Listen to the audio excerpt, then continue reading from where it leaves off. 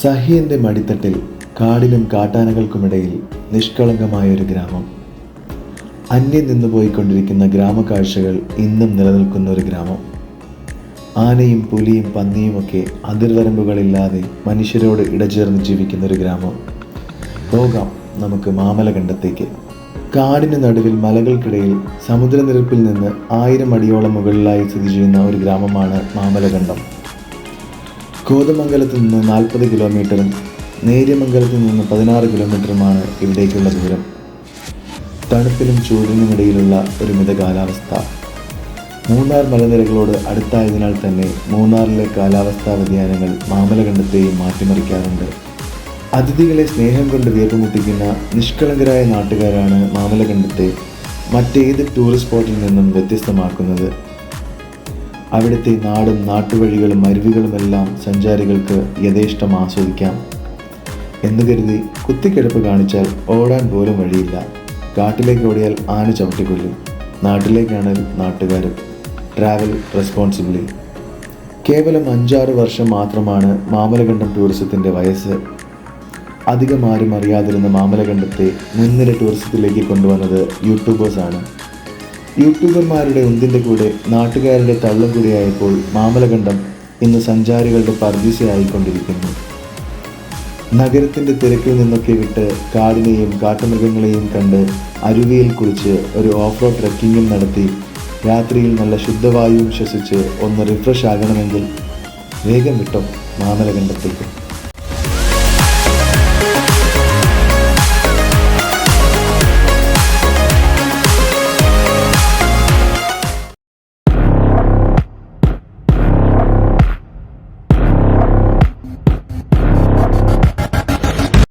Hi all, it's me the nomadic engineer.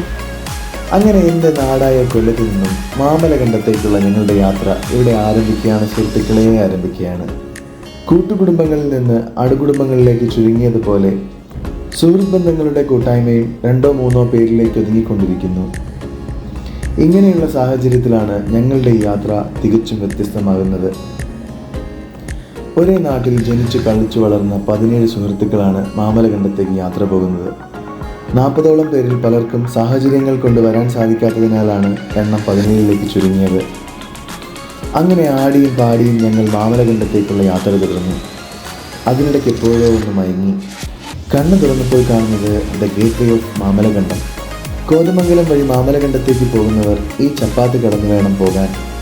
മാമലകണ്ടത്തേക്ക് വരുന്നവർ ഇവിടെ ഇറങ്ങിയ ഒരു ഫോട്ടോ മസ്റ്റാണ്. ഇവിടെ നിന്നും 5 മുതൽ 6 കിലോമീറ്ററാണ് മാമലകണ്ടത്തേക്ക്. അങ്ങനെ അവിടെ ഇറങ്ങി അരുവിയിലുള്ള തണുത്ത വെള്ളത്തിൽ മുഖമൊക്കെ കഴുകി ഞങ്ങൾ മാമലകണ്ടത്തേക്ക് യാത്ര തിരിച്ചു. കാടും കാട്ടുവഴിയും കണ്ട ഒരു യാത്ര. കഷ്ടിച്ചൊരു വണ്ടിക്ക് പോകാനുള്ള വഴി അത്രയേ ഉള്ളൂ. ഒരു KSRTC ബസ്സും 3 പ്രൈവറ്റ് ബസ്സും ആകെ 4 ബസ് റൂട്ടുണ്ട് മാമലകണ്ടത്തേക്ക്. കാടും മേടും തോടും കടന്ന് നല്ല ശുദ്ധവായു ശ്വസിച്ച് ഒരു യാത്ര. അതാണ് മാമലകണ്ടം.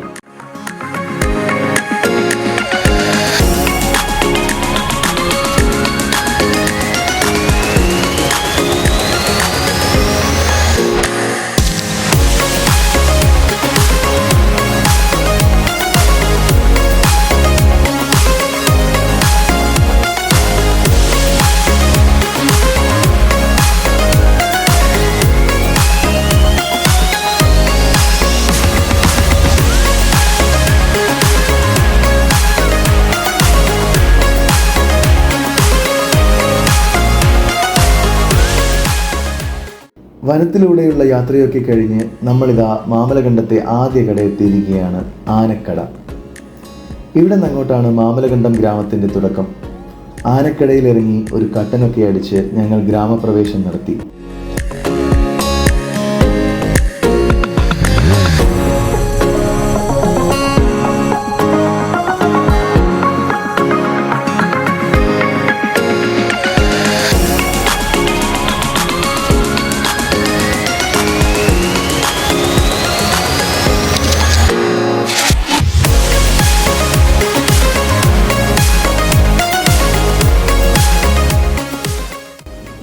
ഈ ഗ്രാമത്തിൻ്റെ ആദ്യത്തെ കട ആനക്കടയാണെങ്കിൽ അവസാനത്തെ കട നമ്മുടെ സ്വന്തം കുഞ്ഞൻ റോയുടെ കടയാണ്.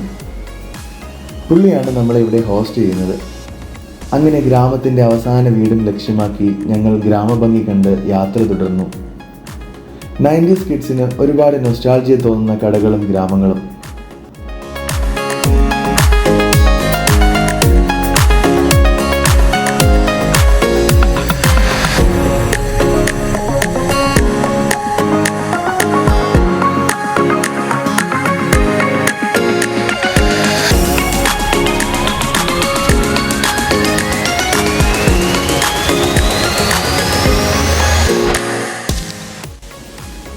ഇതാണ് ഞാൻ പറഞ്ഞ നമ്മുടെ കുഞ്ഞൻ ബ്രോയുടെ Ponnoos hotel and home stay. Luxury ഒന്നും എക്സ്പെക്ട് ചെയ്ത് ഇങ്ങോട്ട് വരണ്ട, ഒരു സാധാരണ റൂമാണ്.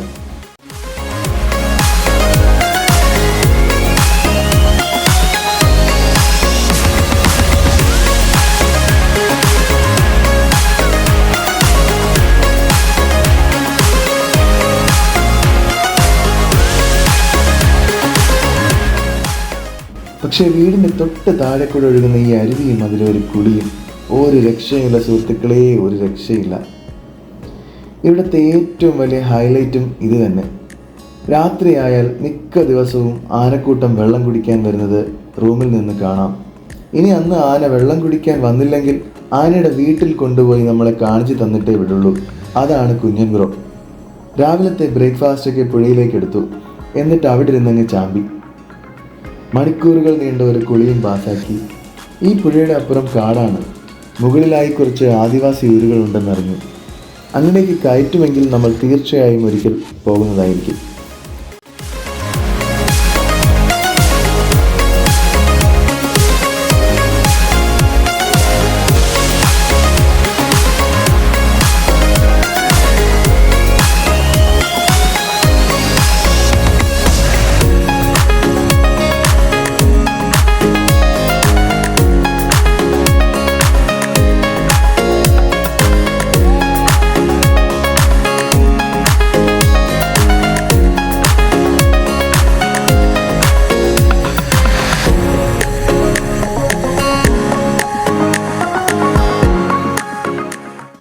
അങ്ങനെ കുളിയും കളിയുമൊക്കെ കഴിഞ്ഞ് എല്ലാത്തിനെയും പാറപ്പുറത്ത് ഉണങ്ങാനിട്ടേക്കുവാണ്.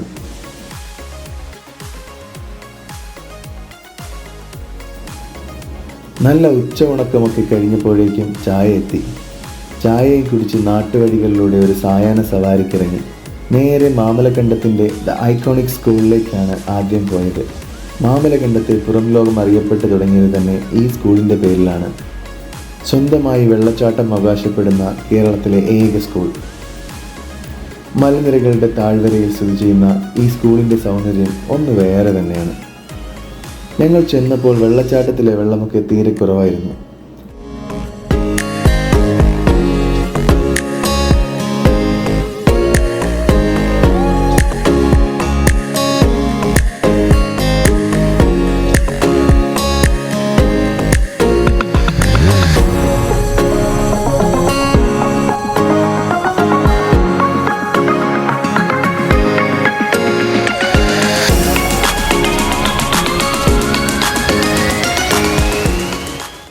രാത്രിയായപ്പോൾ ഞാൻ നേരത്തെ പറഞ്ഞ ആ സൗഹൃദത്തിൻ്റെ ആഴം കുറച്ചൊക്കെ അവരറിയാതെ തന്നെ ഞാൻ ക്യാമറയിൽ ഒപ്പിയെടുത്തു.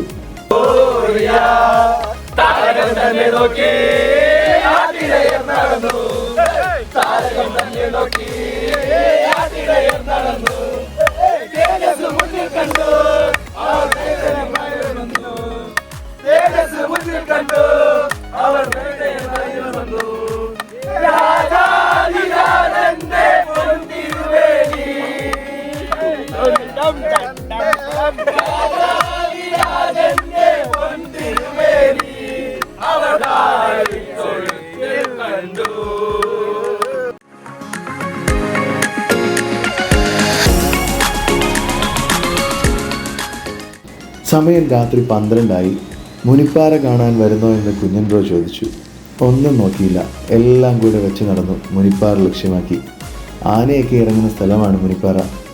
നല്ല നിലാവെളിച്ചം ഉണ്ടായിരുന്നതിനാൽ തന്നെ ടോർച്ചിൻ്റെ ആവശ്യം വലുതായിട്ട് വേണ്ടി വന്നില്ല. എങ്കിലും നമ്മുടെ കുഞ്ഞൻ ബ്രോ ഒരു ടോർച്ചിൻ്റെ വെട്ടത്തിൽ ഞങ്ങളെ നയിച്ചു കൊണ്ടുപോയി. എല്ലാവർക്കും മനസ്സിൽ ചെറിയ പേടിയുണ്ടായിരുന്നുണ്ടെങ്കിലും കുഞ്ഞൻ ബ്രോയുടെ ധൈര്യത്തിൽ ഞങ്ങൾ പിറകെ വെച്ച് പിടിച്ചു.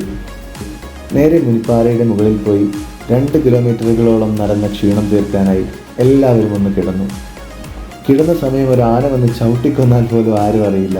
അത്രയും നിശബ്ദതയായിരുന്നു. മുനിപ്പാറയുടെ മുകളിൽ നിന്നുള്ള വ്യൂ ഒരു അസാധ്യം തന്നെയാണ്.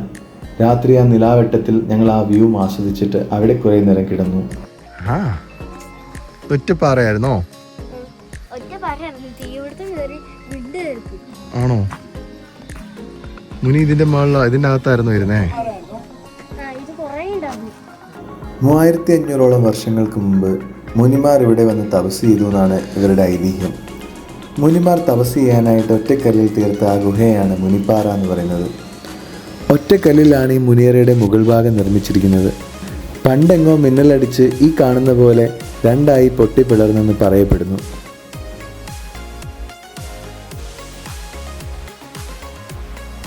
രാവിലെ നേരെ നമ്മുടെ കുഞ്ഞൻ ബ്രോയെയും വിളിച്ച് ഒരു ട്രക്കിങ്ങിനാണ് പോയത്.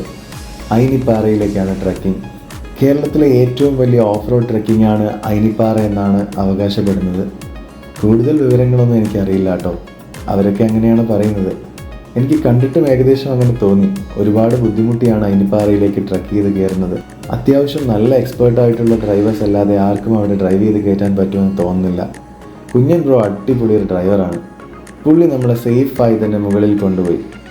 മുകളിലെ വ്യൂ ആണെങ്കിലോ ഒരു രക്ഷയുമില്ല. വൈകുന്നേരങ്ങളിൽ സൂര്യൻ പടിഞ്ഞാറെത്തുമ്പോഴേക്കും നമുക്ക് കൊച്ചിൻ എയർപോർട്ട്, ഷിപ്പ് യാർഡ് തുടങ്ങിയെല്ലാം ഇവിടെ നിന്ന് കാണാൻ സാധിക്കുമത്രേ. എന്നിരുന്നാലും അവിടെ കുറേ നേരം നിന്ന് അവിടുത്തെ ഭംഗിയൊക്കെ ആസ്വദിച്ച് ഞങ്ങൾ താഴെ ഇറങ്ങി.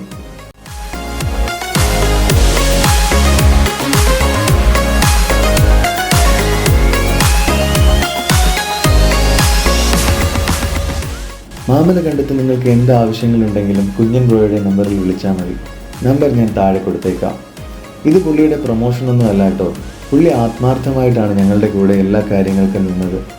അതുകൊണ്ട് തന്നെ സേഫായിട്ട് നിങ്ങൾക്ക് എല്ലാവർക്കും എന്തുണ്ടെങ്കിലും കുഞ്ഞൻ ബ്രോയെ വിളിക്കാം. പുള്ളി ഒരു അടിപൊളി അടാറ് വൈബാണ് കേട്ടോ. ഫാമിലി ആണേലും ബാച്ചിലർ ആണേലും ധൈര്യമായിട്ട് പോരെ. കുഞ്ഞൻ ബ്രോയും അമ്മയും അച്ഛനും പിള്ളേരും തന്നെയാണ് ഇതിൻ്റെ ഉടമയും ജോലിക്കാരുമൊക്കെ. ഇനി ഇതുപോലുള്ള വ്യത്യസ്തമായിട്ടുള്ള കാഴ്ചകൾക്കായിട്ട് നമ്മുടെ ചാനലൊന്ന് സബ്സ്ക്രൈബ് ചെയ്യുക, ലൈക്ക് ചെയ്യുക, ഷെയർ ചെയ്യുക. വ്യത്യസ്തമായ കാഴ്ചകളായിട്ട് വരുന്നത് വരെ ശുഭം.